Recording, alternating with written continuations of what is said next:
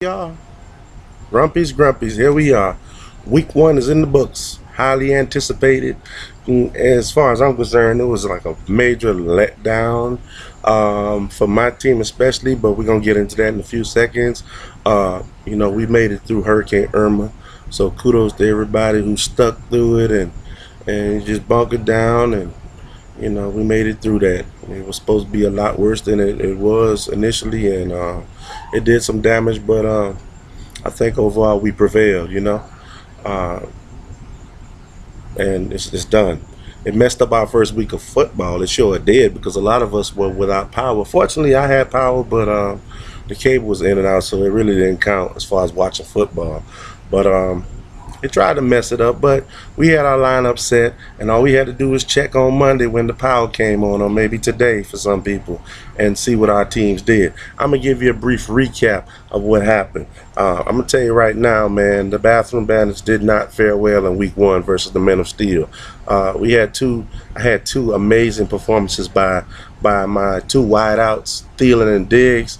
But other than that, once again, it was a pretty unimpressive performance. Brady shit the bed, no touchdowns. I think that was the first time he hadn't thrown a touchdown in I don't know how many games. It's ridiculous. Greg Olsen, Brandon Marshall, the Texans defense all underperformed.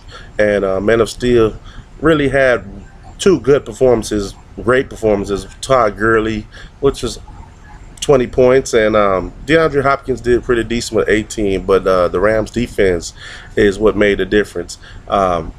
With his 42 points and my 5, that's a 37-point differential, and he ended up beating me by 26 points. So I would say that the defense was definitely the key to his victory. Congratulations, Men of Steel. You are 1-0, and the Bathroom Bandit starts off 0-1.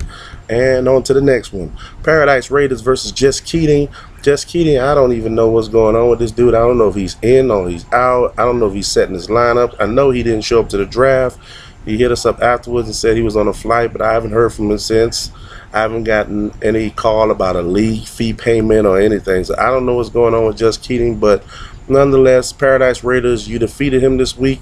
You had your first four were like dynamic. Derek Carr, Fournette, Zeke, and Jordy Nelson all scored above 20 points, and Jason Witten had 18. For Jess Keating, Aaron Rodgers had 23, and then he had a pretty solid performance all around, believe it or not, except for Jameson Crowder with 2 points. And it just wasn't enough to beat Paradise Raiders this week. Mike, 1-0. Dougie, 0-1. Next matchup, we got the Kingpin versus the real Neil. I mean, the real deal. Sorry about that, Neil. I mean, deal. 109 to 132 in favor of Deal, the real deal. Kingpin, your team, just like most of the teams this week, didn't have great performances from guys we expected great performances from. It didn't do bad. It just didn't do great. Ben Roethlisberger was your only guy, along with Mike Gillislee, with 20 points and above. And other than that, the highest score was 14. Now, for Deal, it was pretty simple this week. He had Kareem Hunt. Biggest fluke of the week, probably biggest fluke of the season. No way that guy scores anywhere close to 50 points for the rest of the year. But he did on Thursday, and that was definitely the key to Deal's victory this week. Tyrod Taylor actually gave him 24 points also, which was pretty good. So, Deal, you start off the season 1-0, and Kingpin, your cousin, kicked your ass, and you're 0-1 to start the season off. Next matchup, we got U.S. Air Force. Man, I thought you was changing your name, Ron. Well, you went up against Belichick Hoodies, who, by the way, had the low... Oh, no, he did not have the low score of the week. Correction. He had a very low score, but it wasn't the low score. Anyways, Belichick's Hoodies, man, you had 0 people that scored 20 points this week. 0. So it was an all-around poor team effort. And for U.S. Air Force, with a 31-point blowout, you had Matty Ice with 25, Shady with 24, and a slew of other guys in the team. So good performance this week. It was enough to push you over the edge and give you a 1-0 record to start the season. And Belichick's Hoodies, you get off to 0-1. Let's go, champ. Pick up the fucking pace. Next matchup, we got Prestige World versus Cream. Cash rule everything around me. Cream is the money.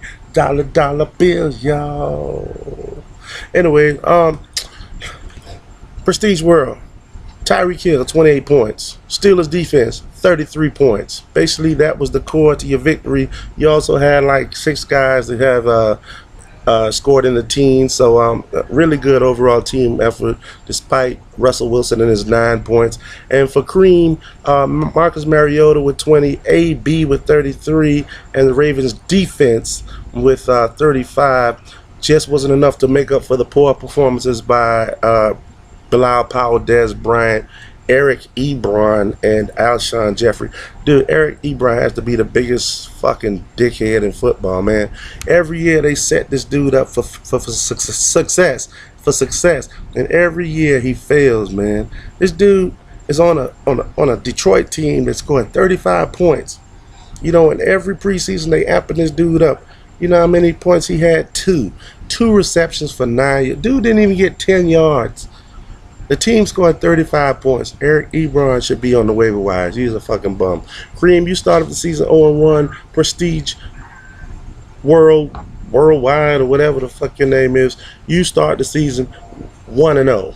Alright, last matchup, we got my girl Sutang Clan, and I think this year she ain't playing no bullshit, because usually Jen will start off slow and she'll go on an 0-4 run or some shit like that, and then bounce back in the second half.